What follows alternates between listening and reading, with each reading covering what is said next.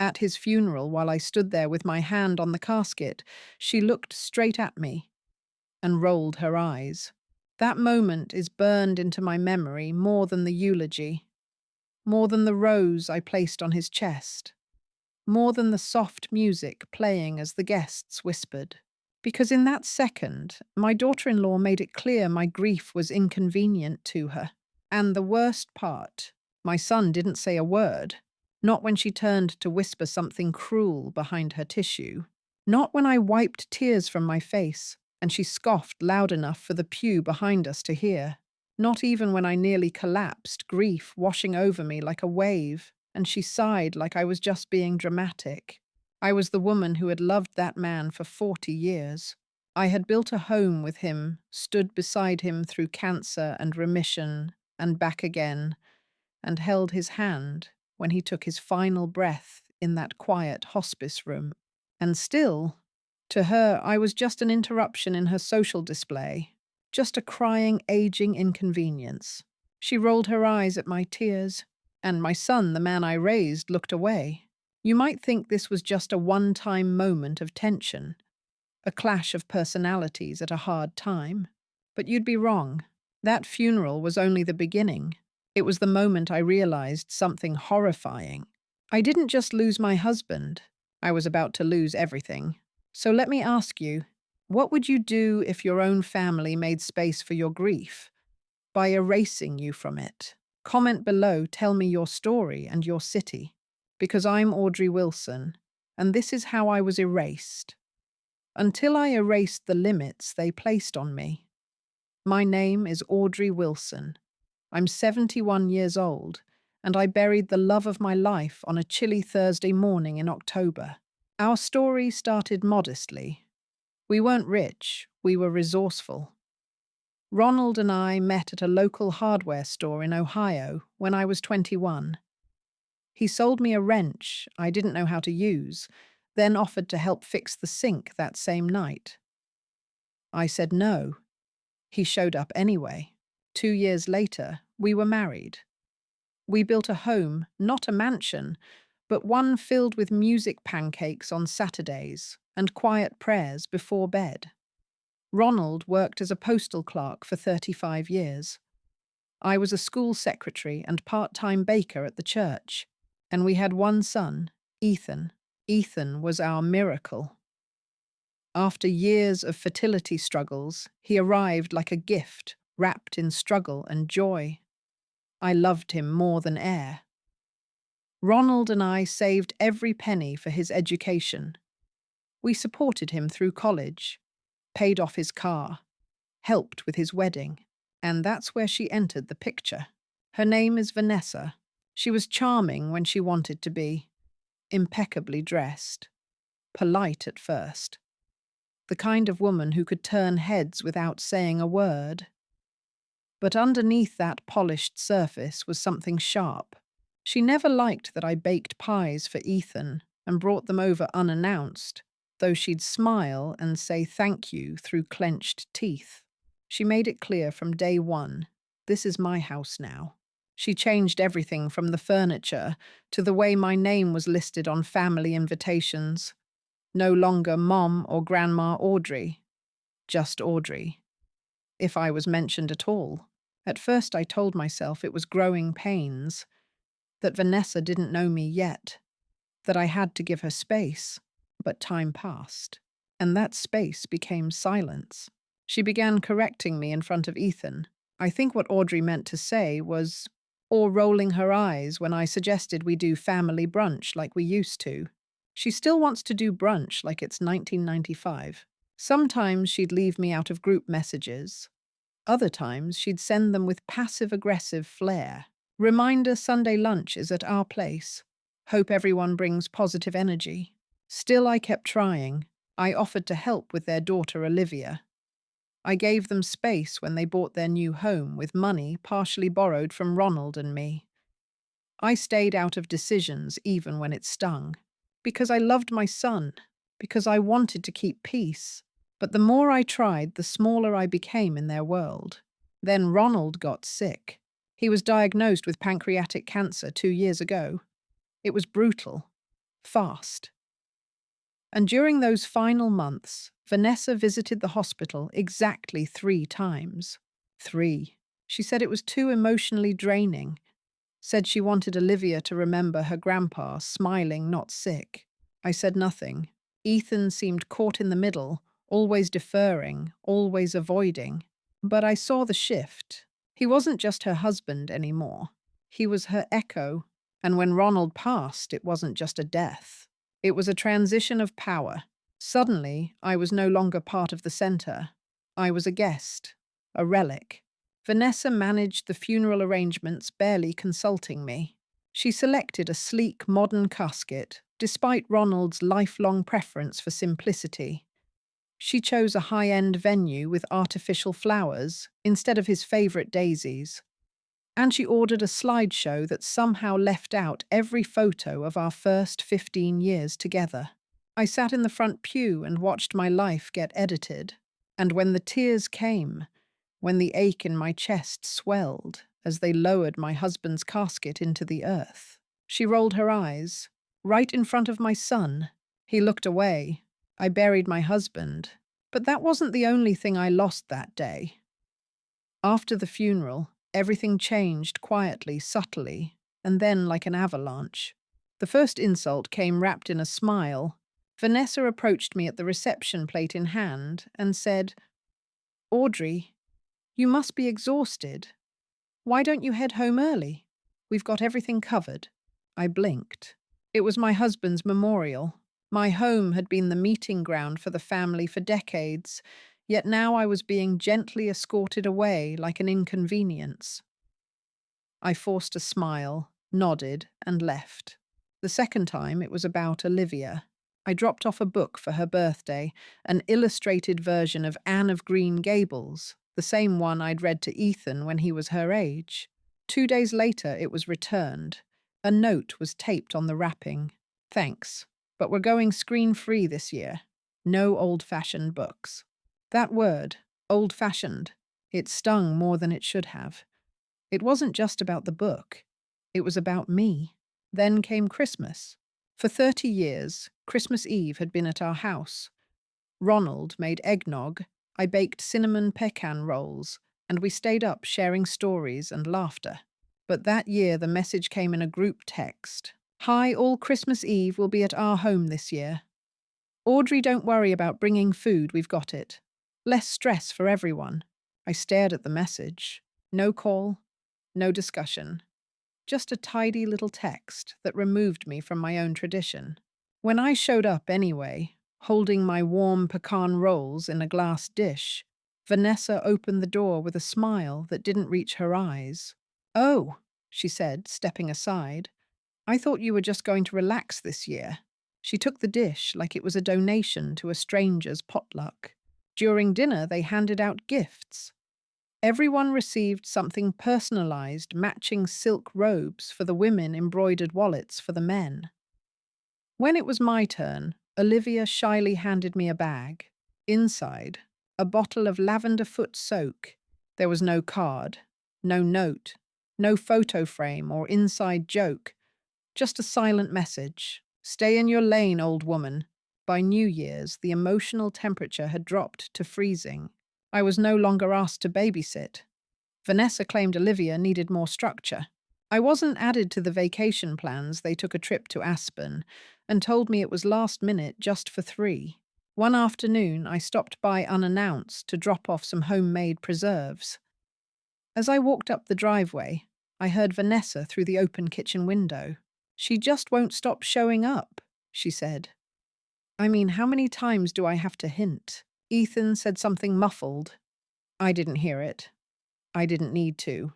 I placed the jars gently on the porch and walked back to my car. The final blow that season, they invited Vanessa's mother Karen to stay in Ronald's study. That room had been my sanctuary.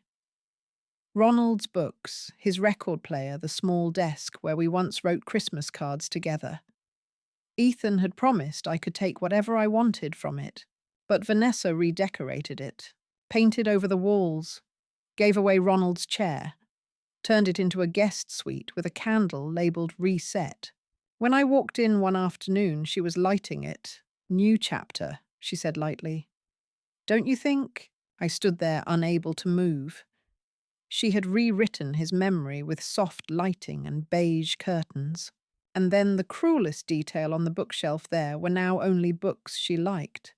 Self-help titles, trendy wellness guides, not a single dog-eared biography Ronald used to love. He had been erased, and so had I. It was no longer just about grief. It was about extinction. They wanted me to disappear without making a sound, and for a while, I almost did. It was in April, 5 months after Ronald's funeral, when the real fracture shattered everything. My birthday fell on a Thursday. It was never a big affair, and after losing Ronald, I didn't expect anything grand. Just a call, a slice of cake, a card from Olivia, maybe handmade with those colourful crayons I used to keep in the kitchen drawer just for her. I woke up to silence. No phone call, no text, no knock at the door. By noon, I brewed myself a small pot of tea, trying to convince myself they were just running late. At 3 p.m., I checked the mailbox empty. At 6 p.m., I scrolled through social media and froze. There they were. Vanessa, Ethan, and Olivia on a beach.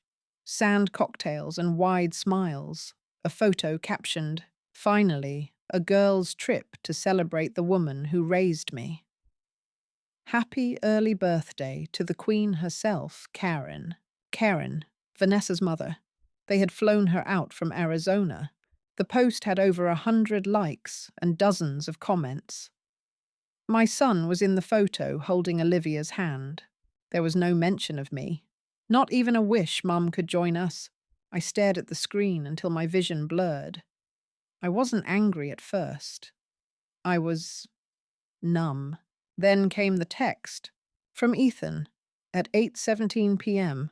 "Hey Mum, Vanessa said we might do a small belated dinner next week. Hope today was peaceful." Peaceful. It felt like a death sentence. I put down the phone, walked to the bedroom, and opened Ronald's top drawer.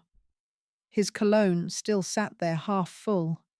His watch, the one he wore for 27 years, still ticked quietly. I sat on the edge of the bed, clutched the watch to my chest, and wept for the first time in months. That night I didn't sleep. I wrote a letter. Not to them, but to myself. It started with, "Dear Audrey, they forgot your birthday, but don't you forget who you are." In the morning, I called my best friend Diane. We hadn't spoken in over a year. Grief had made me retreat. She picked up on the second ring. "Oh, honey," she said the moment I spoke. "I've been waiting for you to remember you have someone." We talked for 3 hours. I told her everything about Vanessa's control. Ethan's silence, the empty room, the absence of Ronald's memory. And then, for the first time, I said the words out loud. "I think they want me gone." Diane was quiet for a moment. Then she said something I'll never forget. "Maybe it's time you stop asking to be remembered and start reminding them who you are." That lit something in me. I went to the mirror, looked at the lines on my face, the tired eyes, the ache in my shoulders, and I saw her. Not just the widow, not just the mother. I saw the woman who once stood up to a school board for a group of immigrant students. The woman who stayed up all night making prom dresses for a friend's daughters when their mother got sick. The woman who nursed her husband through cancer with love and relentless hope. I was not invisible, not yet, and I was done waiting to be invited back into the story. I was going to write a new chapter, on my own. I didn't confront them. Not yet. That would have been too easy, too satisfying for Vanessa, who would twist it into hysteria. Instead, I began with silence. Intentional, measured silence. The kind that stirs unease. I stopped replying to texts immediately. I stopped liking their photos. I didn't reach out to Olivia with small surprises like I always had. I didn't ask when they were coming back from their trip. I vanished from their radar on purpose. Then I got to work. I started with documents. Ronald had been methodical. Everything he owned, he archived. Bank statements, deeds, copies of promissory notes, even handwritten ledgers of money we'd lent Ethan over the years. I spent 4 days going through boxes in the attic, labeling, highlighting, cross-referencing. It was exhausting, but it gave me something I hadn't felt in months: control. I found the notarized agreement Ethan signed when we loaned them $45,000 for their house down payment. I found the insurance policy Ronald had updated just before his passing, naming me as the primary beneficiary. And I found our old will untouched, where the family home was left under my name. It was all still mine, but they had made me feel like a guest. I wasn't just gathering paper, I was reclaiming presence. Then I visited an attorney. Her name was Rachel Nguyen, a young woman my friend Diane recommended. Fierce, discreet, and fiercely principled. "I just want to know my rights," I told her. She nodded, listened patiently as I explained the emotional erasure I had experienced, the manipulation, the quiet war of words and exclusion. When I was done, Rachel leaned forward. "Audrey, you have more leverage than you think." She drafted a list: powers of attorney to revoke, joint accounts to separate, a trust I could modify to protect my estate, a cease and desist clause for any slander about Ronald's assets. It wasn't revenge. It was reinforcement. Meanwhile, I started showing up where they didn't expect me. The community centre where Olivia had ballet classes, I volunteered for the spring fair. The local library where I sponsored a reading program under Ronald's name. I reappeared not as Grandma Audrey or Ethan's mother, but as Audrey Wilson. People began asking about me again. Even Olivia, when she saw me at the fair, ran up and said, "Grandma, where have you been?" I hugged her tightly, careful not to cry. "Just getting ready," I whispered. Vanessa saw me from across the field. Her expression didn't shift, but her hand gripped her phone tighter. She knew something was shifting, and so did Ethan. He called 2 days later. "Mom," he said cautiously, "Vanessa said you've been reappearing." I smiled at the term. "Yes," I replied calmly, "I've been living." A beat of silence. "You're not upset about the birthday thing, are you?" I said truthfully. "But now I'm focused on the things that matter." He didn't know what to do with that. I could hear it in his nervous laugh. Vanessa was used to me being either apologetic or invisible, but I was neither, not anymore. And I hadn't even begun. The confrontation didn't explode all at once, it simmered. And then, like the pop of a champagne cork, no one expected it burst in front of a full room of carefully curated people. It was Olivia's spring recital. The auditorium was filled with parents, siblings, grandparents. I arrived early, dressed in a pale blue blouse Ronald used to love, hair-pinned pearls on composed. I sat in the middle row, not too far to seem desperate, not too close to seem intrusive. When Ethan and Vanessa arrived with Karen, they looked startled. Vanessa's eyes narrowed the moment she spotted me. She whispered something to Ethan, who turned to me and nodded awkwardly. "Mom," he said flatly. "Didn't know you were coming." "I RSVP'd to the school," I replied, keeping my tone even. "I didn't need your permission." He said nothing more. The recital went smoothly. Olivia was luminous in her white tutu, her little legs twirling across the stage. I clapped harder than anyone else. Vanessa didn't clap at all. Afterward in the lobby, there were cookies and lemonade. Parents mingled. Children giggled. That's when Vanessa made her move. She walked up to me, glass of lemonade in hand, and said just loud enough for others to hear, "You know, Audrey, it's interesting that you've been so visible lately. It's sweet, really." I turned toward her, my face calm.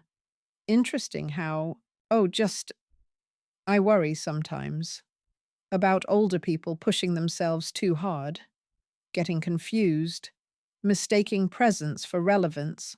There it was. The jab. I took a breath. You seem nervous, I said. You don't need to be. Vanessa blinked. Nervous. Yes, I said, because I know you've been telling people I'm unstable, that I should consider assisted living, that I'm struggling. You've suggested I start stepping back from public decisions. Her eyes flickered. A few parents nearby slowed their conversations. I continued. But what you don't know, Vanessa, is that I've retained legal counsel. I've reviewed every document you've ever signed under this roof, and I know exactly how much of this family's foundation you're standing on, because I built it. Ethan stepped in quickly, awkwardly laughing. Mom, maybe we shouldn't. No, I said, eyes locking on his. No more silence, Ethan. You've stood beside her while she rewrote this family's history, while she turned Ronald's office into a guest room for her mother, while you both forgot my birthday but spent thousands to fly Karen in. Vanessa scoffed. You act like a victim, Audrey. But let's be honest, you are the past, and people outgrow the past. And some people, I said, slowly inherit everything they have from the very past they're trying to bury. That stopped her. Then I reached into my bag and pulled out a simple white envelope. Here, I said, this is a letter revoking your joint power of attorney over Ronald's remaining investments. I've also separated our accounts. And I've placed the family home in a trust with one beneficiary. Olivia. The room grew quieter. Vanessa opened the envelope. Her face darkened. You can't do this. I already did. Ethan stared at me speechless. I didn't want this to be ugly, I continued. But you mistook my silence for weakness. I grieved quietly so I wouldn't fracture this family further. But you exploited that silence. Karen walked up, then trying to diffuse the tension. Maybe this isn't the time, Audrey. I turned to her and smiled thinly. You have always been a guest, Karen. A temporary one. And then I walked away. Not angrily, not emotionally. I simply left, because I had said everything that needed saying. And now, it was time to act. That night, I didn't sleep. But it wasn't grief keeping me up. It was a strange calm and exhale after years of holding my breath. The recital confrontation was only the beginning. What followed was a methodical unraveling of the control they had tried to tighten around me. I began with the bank. Ronald and I had opened a joint investment portfolio 15 years ago, designed to provide dividends to our children later in life, but only under our mutual oversight. After his passing, the account had remained open, passive, and untouched. Until I discovered that Ethan, using a dormant clause and my distracted grief, had authorized a quarterly maintenance transfer into their family account. It wasn't illegal, but it was deeply dishonest, so I stopped it. I met with Rachel Nguyen again. She helped me reroute the remaining funds into a living trust with Olivia as the future beneficiary, and a clause that required her to be at least 25 and fully independent before accessing a cent. I changed the utilities, took back ownership of the family car they had borrowed 3 years ago and never returned. I even reclaimed the antique mahogany desk Ronald had built by hand, the one Vanessa used as a vanity in her dressing room. Each move was silent, legal, and irreversible. They noticed, of course. Vanessa's first reaction came via email, a snide message, masked in concern, in which she asked if I was feeling well lately and whether I needed help managing my affairs. I responded with a single line, "Thank you, Vanessa. My affairs are now managed by me." Then came the call from Ethan. "Mom," he said, trying to remain calm, "why are you doing this? You're making things really hard for us right now." "I'm not doing anything to you," I replied. "I'm doing something for me. You're acting out of emotion." "No," I said gently. "I acted out of emotion when I stayed silent. This is reason, and reason tells me that enabling your wife's disrespect by funding it is no longer an option." He went quiet. I didn't need him to say more. I had taken the last financial thread that connected me to their manipulation and cut it clean. I sold the second property Ronald and I had bought in upstate New York, the one they had asked to inherit one day for vacation purposes. I used the proceeds to buy a small but beautiful cottage on the edge of town, near the lake where Ronald used to fish. It wasn't big, it wasn't grand, but it was mine. Every tile, every window pane, every breath of air in that house was soaked in freedom. And in that quiet home, I began to remember who I was, not the woman who waited by the door for a call, or the one who held back tears at family events, but the woman who built a life from scratch with her husband, and who had just reclaimed the final piece of her independence. I didn't need permission anymore, and I certainly didn't need their pity. Vanessa's voice echoed in my mind, "People outgrow the past." But the truth was, some people forget who carried them through it, and now they would feel the absence of that support, because I was no longer a background character in their story. I was rewriting the narrative, starting with an ending. The first morning in my new cottage, the birds sang louder than I remembered. Or maybe I was just listening again. For the first time in years, I brewed coffee for one and didn't feel lonely. I felt light. There were no passive-aggressive sighs from across the hallway.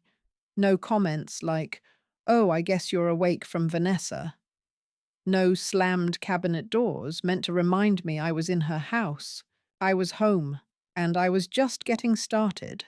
I joined a watercolor group at the Community Arts Center, something Ronald had always encouraged, but I'd never dared explore. I wasn't great, not yet, but I found joy in the strokes, the freedom.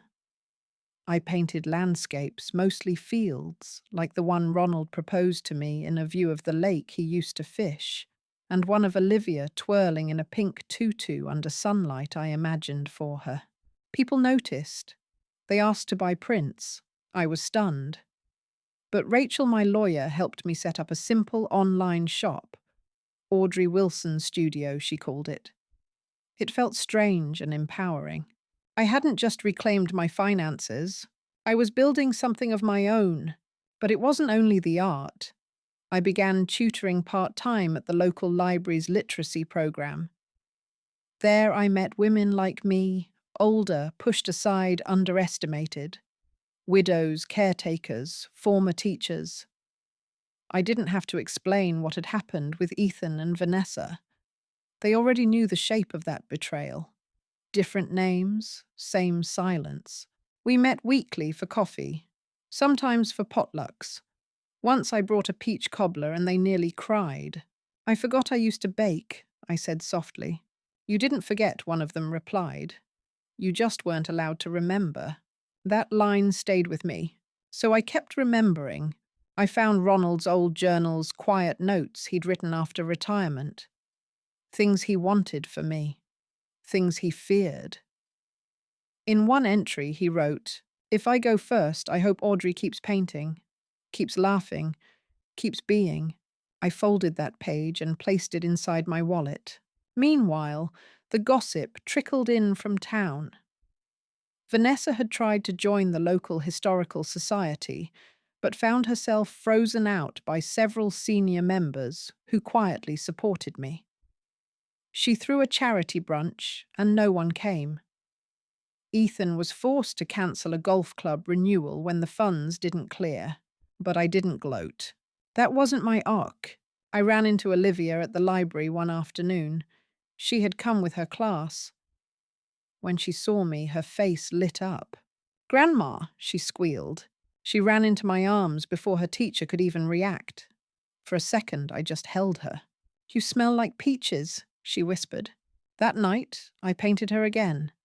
This time from memory, twirling across a field, barefoot, smiling. And I titled the piece Inheritance, because it wasn't money I wanted to leave behind. It was presence. It was dignity. It was memory she wouldn't need to question. Vanessa could roll her eyes at my tears, but she couldn't erase who I was. Not anymore. It started with a letter. Not from Ethan, from his attorney. It was polite, but firm. Mrs. Audrey Wilson, we are requesting a meeting to discuss visitation rights and property boundaries relevant to Olivia's future access. It took me a moment to grasp the tone. They weren't asking me to see Olivia. They were warning me. Vanessa and Ethan were anticipating that I might use my newfound control as a weapon. And in their guilt-riddled minds, they were preparing for war. I took the letter and stared at it for a long while. Then I picked up the phone and called Rachel. "I don't want to hurt my son," I said, "but I'm tired of protecting people who don't protect me." She was silent, then said, "Then let's make sure you're protected this time." We filed a motion not to restrict them, but to request partial guardianship of Olivia. It wasn't for custody, it was for clarity.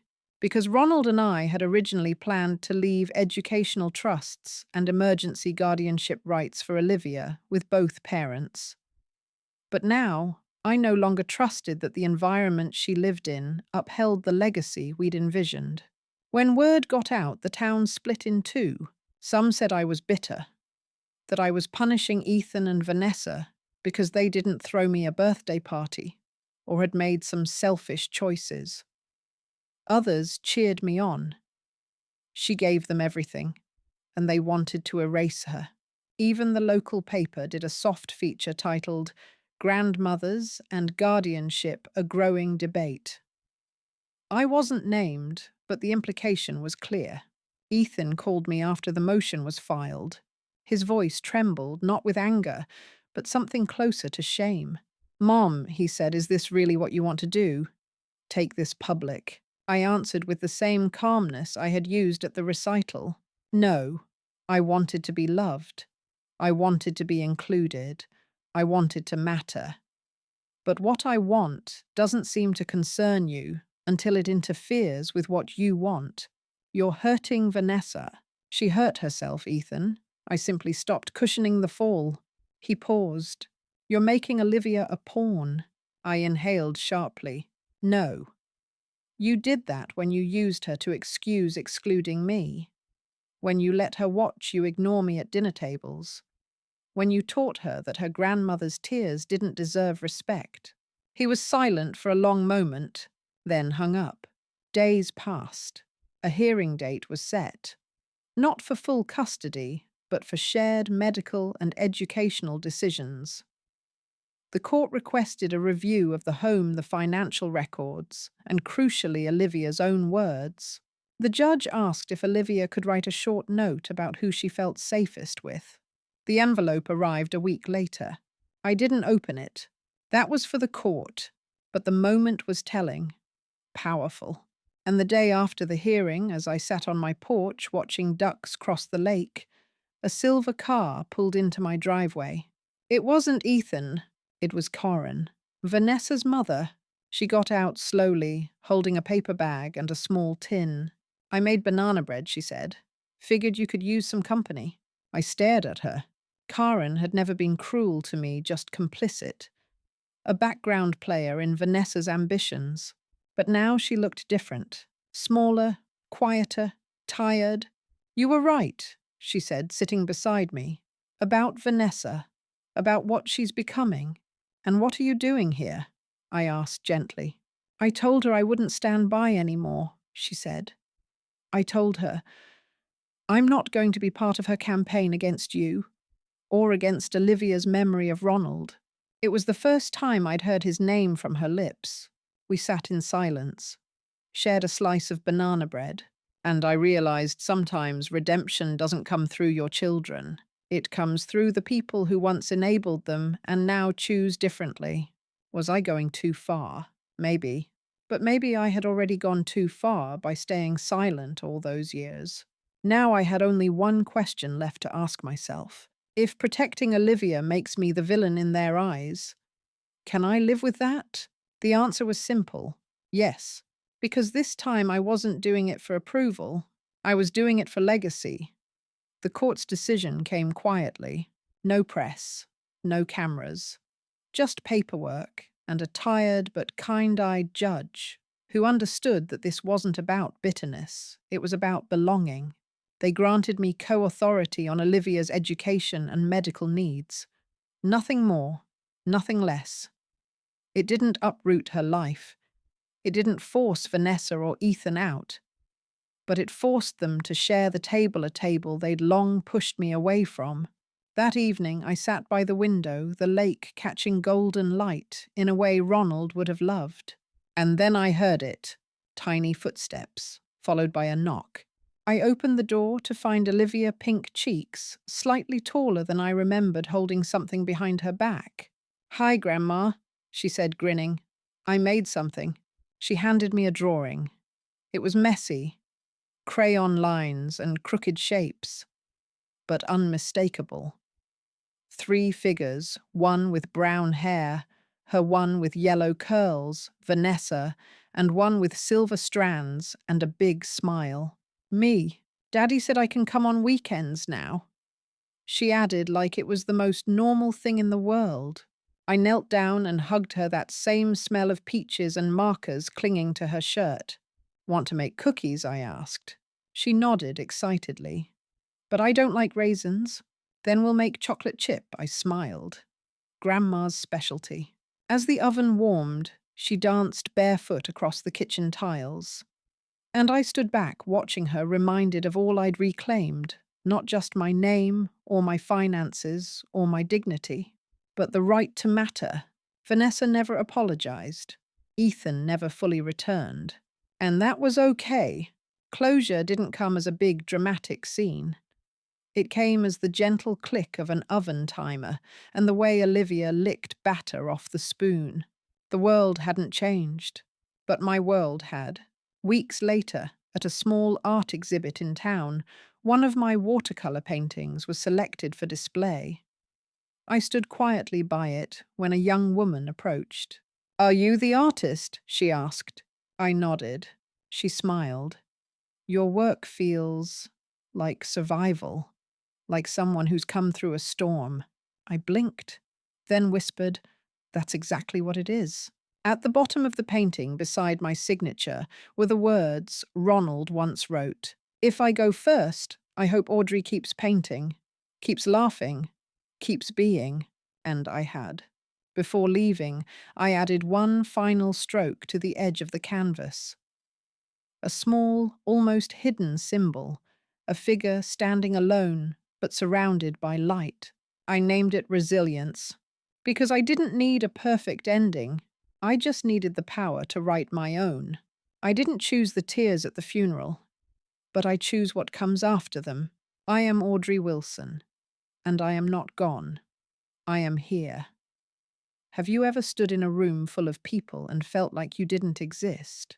Have you ever cried and someone you once welcomed into your family rolled their eyes? Have you ever built a home, raised a child, given everything, only to be told silently or loudly that you no longer belonged?